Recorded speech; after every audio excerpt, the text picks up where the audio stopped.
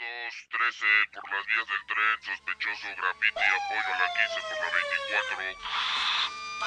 Punto 13, varios 24 por circunvalación. Aparecen las unidades ya.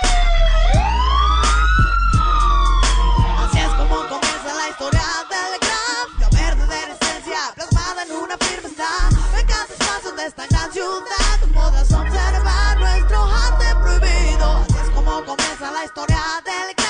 La verdadera esencia plasmada en una firma está en cada espacio de esta gran ciudad. Tú podrás observar nuestro arte prohibido. Cuando agarramos la lata nos desquiciamos. El marker 2 puntas y pa' mancharnos un marrano.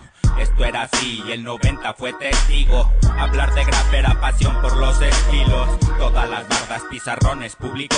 Por ahí de la noche o en las mañanas da lo mismo. Si no alcanzaba pa'l spray un color fiel, el chiste era hacerla pero ya fuera de un papel. Trato especial a las ventanas de las rutas. En chinga con presa así que no quede ni una viva. Asientos fondo y si bajamos con la lata, mejor pa' nosotros aunque lo hiciéramos en barda. Era pintar por adicción por donde fuera.